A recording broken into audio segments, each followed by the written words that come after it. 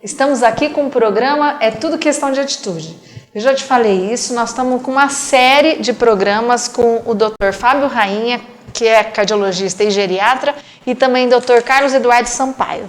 E no programa de hoje a gente vai te falar, vai te dar explicações e dicas e informações de como aproveitar a consulta geriátrica. E Dr. Fábio, obrigada por estar aqui conosco de novo. Obrigado, Sandra. Eu que agradeço mais uma vez. Eu falo que é muito legal entrevistar o Dr. Fábio, porque na hora que eu vejo já acabou o programa. Falo muito, hein? Então é isso. Nós aqui nos bastidores estamos dizendo que ele deve ser professor, viu? Porque ele fala muito bem. Parabéns. Obrigado. Acho que a intenção é essa, Sandra, é levar um pouquinho da que a gente sabe para a população que não é da área. Acho que é transmitir e melhorar a cultura nossa do país. A gente tem que aprender uns com os outros. Com certeza. E a gente está buscando essas informações, né, doutora? Antigamente não tinha tanta consciência, né? E hoje, inclusive, que nós vamos falar sobre isso agora com a população envelhecida, num dos programas eu falei o quanto eu assustei quando eu soube que minha mãe estava com demência, porque realmente assusta. Então, se você sabe antes do negócio acontecer, é muito mais fácil, né? Exatamente. Muito mais fácil. Para a gente falar sobre como aproveitar a consulta médica, eu até vou te passar aqui, doutor, uns dados que eu vi num artigo que dizia que a população brasileira atual é formada de 11% de idosos e em 2050 esse número vai para 20%. Enquanto que a população geral aumentou só 20%, de 97 a 2007, a população acima de 60 anos aumentou 47%. E eu sempre fico nessa dúvida, doutor, como que inverteu tanto essa pirâmide de idades? Quais são os fatores? Sandra, pergunta já boa logo de cara, né? Porque as pessoas se perguntam mesmo o que está acontecendo. Por que o país está ficando envelhecido? Por que fala que o país está envelhecendo? Na verdade, é porque existiu e existe agora, no nosso país, algo que já aconteceu nos países do primeiro mundo. Talvez por isso, em nosso país, traga, inclusive, muito mais impacto do que nos outros, que é o rápido envelhecimento da população. O que aconteceu? Com o avanço da medicina, nós temos o quê? A diminuição da mortalidade infantil. Esse é o primeiro aspecto. Morre menos na primeira infância. Segundo, diminuiu a taxa de nascimento. Então, o que acontece? Os casais hoje em dia têm menos filhos. Antigamente tinha 7, 8, 12 filhos. Hoje em dia os casais querem ter 1, 2. Eu que tenho 3 filhos ainda já sou uma diferente dos outros, porque o pessoal hoje tem 1 ou 2 filhos. O pessoal assusta, né? Assusta, 3, né? Então, o que aconteceu foi isso. Então, na primeira infância houve um impacto grande. Então você vê que estreitou a pirâmide já a base, por quê? Porque nasce menos. E desses que nascem, morrem menos. E com o avanço da medicina também, você conseguiu estender melhor os tratamentos médicos. Então, doenças que antes não eram tratadas, passam a ser tratadas. Doenças que antes você não tinha o que fazer, agora você tem tratamento com medicação que leva o paciente muito mais tempo, com muito mais qualidade de vida. Por exemplo, os cânceres, por exemplo, as doenças do coração. A pessoa antigamente infartava, você tinha algum tratamento eficaz. Hoje em dia, você tem tratamentos efetivamente, comprovadamente, que resolvem a vida do paciente. Então ele vai ter uma nova oportunidade de vida. Então com isso aumentou o número de anos vividos. Tá assim? Tá certo? Então assim, hoje no Brasil a perspectiva de vida gira em torno de 75 anos. E como a gente já falou em outro programa, na Itália, por exemplo, 75 anos já agora será considerado idoso a partir de 75. Só perceba que o quanto que a Europa é diferente da gente. E provavelmente esse número vai aumentar. Ou talvez tenha um limite, né? Essa é a grande questão. O homem ele quer buscar, não sei se a vida eterna ou viver muito mais de 100 anos. Você tem alguns apelos aí mundiais dos países que vivem muito. Por exemplo, hoje, quem vive mais hoje no mundo são os japoneses da ilha de Okinawa. São os mais velhos do mundo. Então, obviamente, é uma população que é muito estudada. Tá certo? Em segundo lugar, vem os países, aquelas pessoas da Europa, em especial que falam-se da dieta do Mediterrâneo, que tem um estilo de vida diferente. Mas o primeiro lugar no mundo realmente são os japoneses da ilha de Okinawa.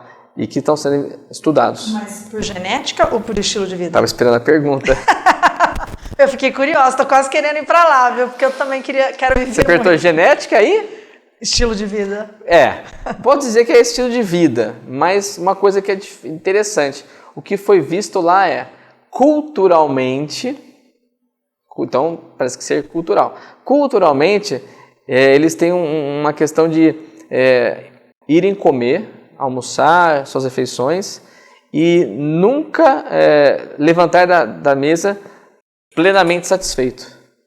Então, obrigatoriamente, culturalmente, eles têm que deixar a comida no prato para mostrar que foi tudo bem, que eles gostaram.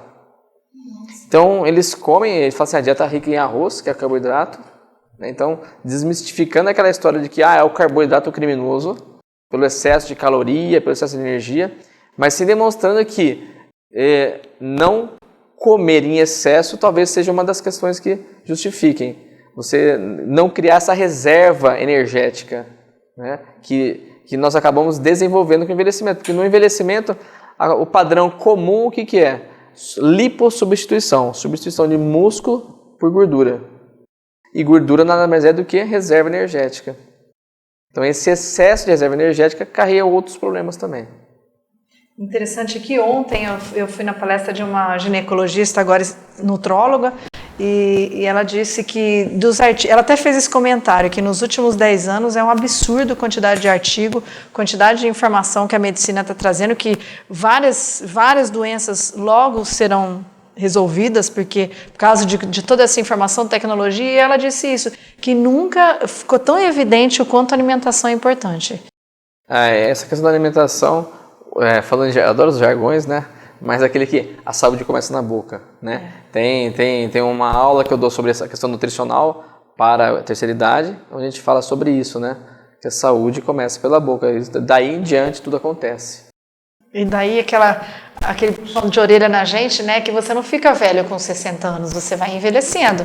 Então o que você faz desde jovem é fundamental. Né? É fundamental, principalmente por padrão de aprendizado e cultural, né? Porque o estilo de vida desenvolvido é muito complicado você desenvolver um estilo de vida uma vida inteira e de repente alguém chega e fala, agora você pode mudar porque isso está errado, ou não é bem assim.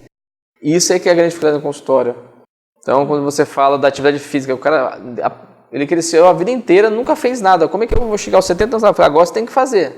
Difícil. A boca, a mesma coisa. Tem um padrão de alimentação. Tem pacientes que eles, se não tiver arroz e feijão em todas as refeições, não comeu, não almoçou. Outros que se não tomar leite todos os dias, não tem. Então não é bem assim, é um padrão cultural também. E aí a gente leva em consideração que antigamente o leite era verdade, né? Era de verdade, porque você tirava da vaca, se você não tomasse logo, azedava. Hoje dura 3, 4 meses da tua dispensa, né? Então mudou tudo, né? Tudo diferente. Tem uma nutricionista amiga minha que fala que a gente não come mais alimento, a gente come hoje em dia elemento. E você nunca sabe o que é. Boa, essa é boa. E, doutor, nesse mesmo artigo eu estava lendo que a geriatria é uma das especialidades médicas mais recentes do planeta, que nós estamos falando de 100 anos. Então, a geriatria como reconhecida aqui no Brasil, em torno de 30, 40 anos aí no máximo, e você vê, é uma especialidade que se você colocar 30 anos atrás, então a população que hoje tem 90 não teve acesso mesmo, não teve acesso. Então você vai nos grandes centros, você tem dificuldade em encontrar profissionais titulados para poder atender a demanda da população. E outro dado muito interessante, né, desse artigo, dado não, o que eles trouxeram na leitura, na escrita, e eu gostei muito, é que a única forma de você tratar o paciente idoso é de forma holística e integral. Realmente não ver só a doença, né? Porque muitas vezes mentalmente ele está ok e fisicamente não, e muitas vezes ao contrário, né? Exato. Em todas as primeiras consultas, normalmente eu começo a consulta com esse tipo de conversa. Eu falo para a família que ali não é um ambiente para cuidar do coração, não é ambiente para cuidar do pulmão, não é ambiente para cuidar da memória. É para cuidar do seu João, da Dona Maria, da pessoa como um todo. Então eu vou lá e vou cuidar da Sandra. E não vou cuidar da memória da Sandra, do coração da Sandra. Porque não adianta nada o paciente chegar aos seus 80 anos, tudo em ordem, e Alzheimer. tudo em ordem e um câncer de intestino. Tudo em ordem e uma insuficiência cardíaca que limita ele de andar do quarto para a cozinha, porque tem falta de ar. Então isso não é qualidade de vida. Então nós citamos hoje o envelhecimento populacional, mas nós não mencionamos uma coisa importante, a que preço, a que custo. Então, nos países subdesenvolvidos e em desenvolvimento, desculpa, mas não é bom o envelhecimento ainda. A população envelhece, porém, sem qualidade. Pacientes que ficam anos acamados, anos com sondas, com úlceras de pressão, com dor. Então, existe uma situação que a gente precisa ainda reverter, que é envelhecer, sim, só que com qualidade. E esse conceito não se consegue no tratamento da doença. Até pode conseguir, mas você consegue isso na prevenção, antes das coisas acontecerem. Daí você consegue a tal da promoção do envelhecimento saudável. Com certeza. Bom, que interessante, né? A gente às vezes fica preocupado de quando for ficar idoso, quando for ter 60, 65 anos, mas a gente tem que pensar bem antes. A gente vai para um rápido apoio cultural e já voltamos.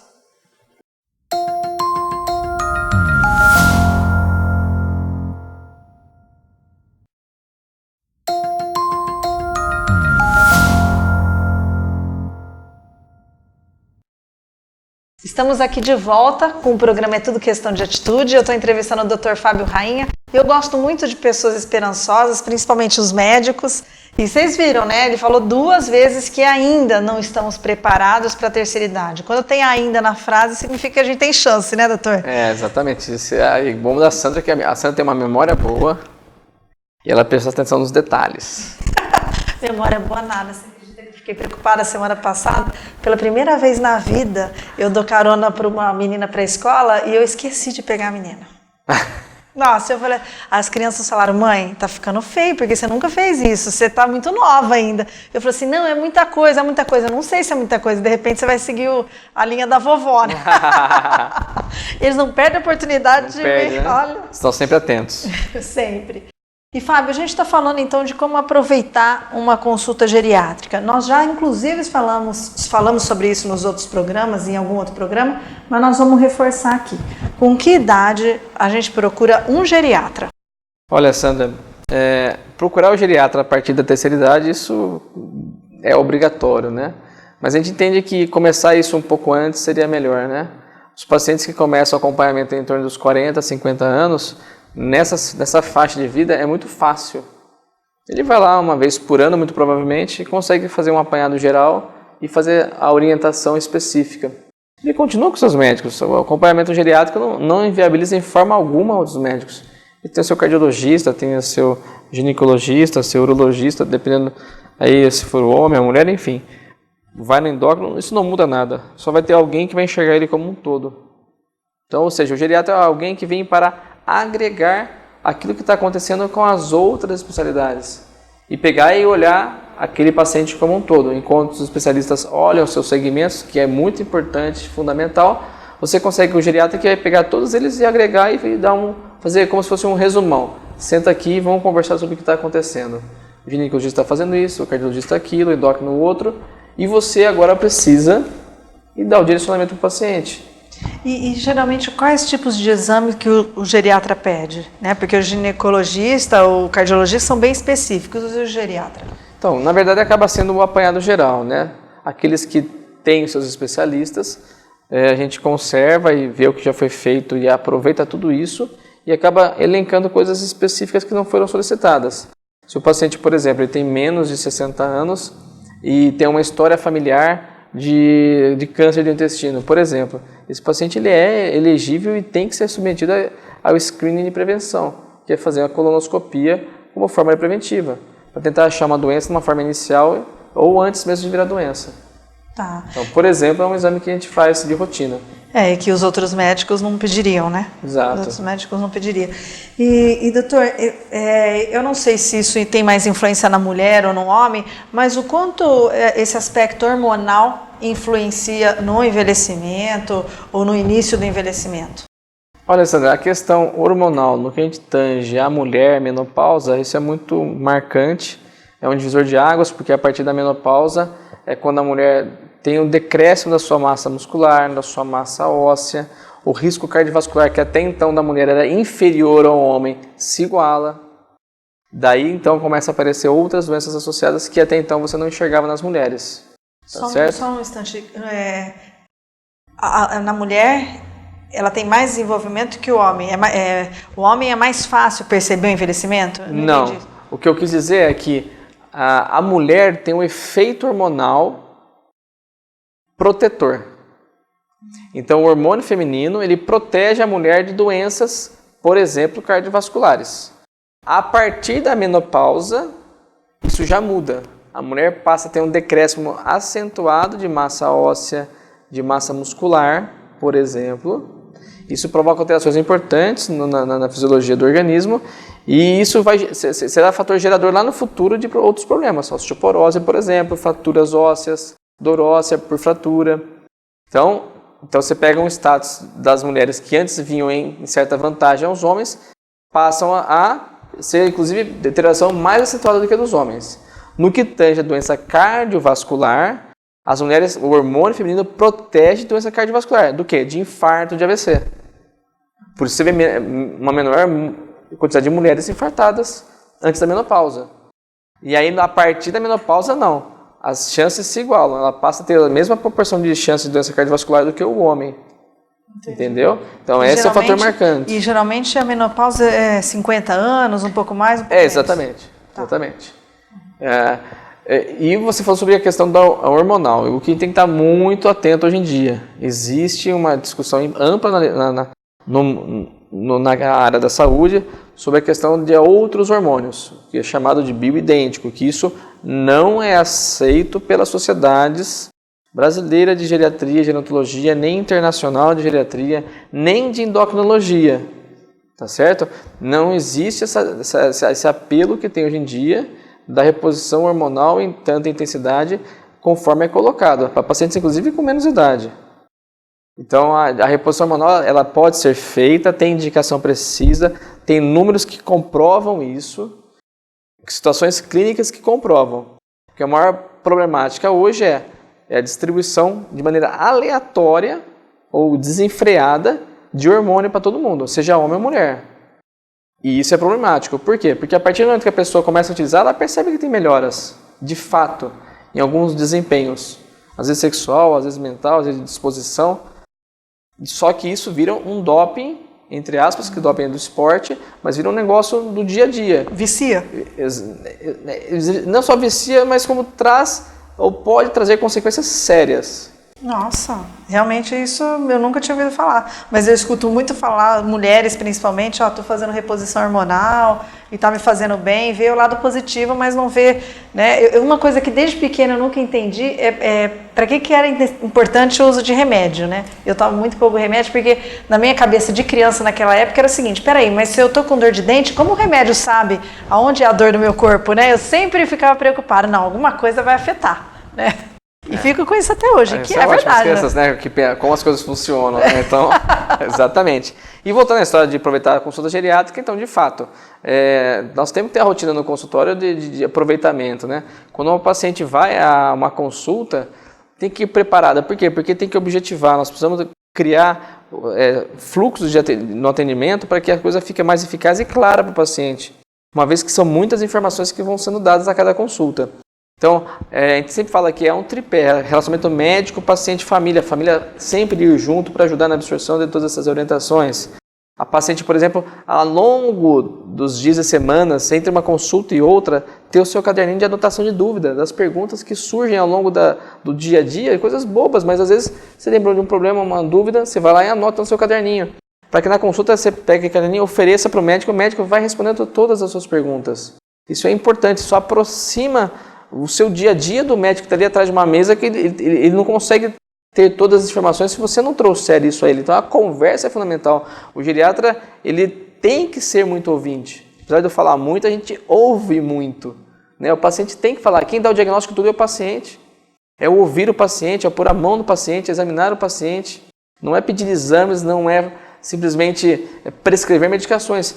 que, aliás, é um tema que a gente já comentei isso uma vez com você, de falar sobre polifarmácia, medicação do idoso, que não é o que a gente quer. É quanto menos remédio, melhor. Então, ter todas as suas medicações na consulta, leve sempre. Todo paciente tem que andar na carteira com sua lista de medicação, o nome dos remédios, as miligramas, o número de tomadas ao dia. Só aí você sabe se o paciente ele é aderente, se ele entende o que está acontecendo, se ele está conseguindo aplicar essas medicações no dia a dia. E, mais importante ainda, numa situação de emergência, quais são os remédios? Precisa saber. Ou, se não puder falar, vai ter um papel demonstrando o que ele tem. Porque por aí você já consegue ter noção de quem é aquele paciente e quais as doenças que ele trata. E muitas vezes eles precisam dessa informação numa emergência, né, Fábio? Se não Exatamente. tiver anotado. Interessante que essa história do caderninho funciona mesmo. No começo da doença da minha mãe, como demência, né, como demente, no caso do Alzheimer, o Fábio me deu essa orientação e eu levava, porque era muita informação que acontecia enquanto eu não estava numa consulta médica. Eu falava, nossa, não posso esquecer, isso aqui é importante, que isso aqui pode mudar a qualidade de vida dela, porque na realidade é só o que a gente pensa, né, Fábio? Como que ela pode viver melhor com tantas limitações que já estão surgindo, né, que já estão Exatamente. surgindo. Então, o foco, né, nesse cuidado na atenção da qualidade é que vai trazer essas preocupações. Qualidade de vida, lembrar que a qualidade de vida ela é subjetiva, né? É o seu status de ser feliz. Ser feliz quer dizer, primeiramente, não ter dor, não ter falta de ar. Isso é uma medida objetiva. Mas existem coisas primordiais que faz o paciente ser feliz. Né? Outro dia o paciente queria saber se ele ia poder tomar a tacinha de vinho dele, porque isso fazia ele feliz. Então, como é que eu vou chegar num paciente de 90 anos, que tem esse hábito há muitos anos, e vou privá-lo disso? A não ser que tenha uma condição médica essencial que não tem como passar, a gente acaba liberando algumas coisas sim para os pacientes. Eles têm o direito de ser felizes. Eles têm que ser felizes, aliás. Bom, eu vou finalizar esse programa lembrando de uma história que a gente passou, Fábio. Que o meu pai teve um AVC, caiu da escada e teve um AVC e teve todo o acompanhamento bem rigoroso pelo Fábio. E chegou depois de um mês, eu falei assim, Fábio, mas meu pai não muda, ele tá triste, ele tá diferente. Aí o Fábio falou assim, peraí, e a pinguinha dele? Verdade. Ele voltou a tomar a pinga um pouquinho antes do almoço e do jantar, no dia seguinte ele já era outra pessoa. Eu falei assim, nossa, tem que ter conhecimento mesmo, né? Não é fácil. É isso aí, é o apelo de ter o vínculo com o paciente. Tem que ter aproximação, tem que ter o vínculo com a família, com o paciente. Não é o olhar técnico, mas é o olhar humano. Parabéns, Fábio, porque é difícil encontrar e você é nota 10, realmente. Obrigado, Sandra. A gente fica feliz por isso, 10. que é o nosso objetivo. E a você que nos assistiu, muito obrigado pela sua participação. E a gente volta aqui novamente com mais entrevista com o Dr. Fábio Rainha sobre outros assuntos da terceira idade. Até lá!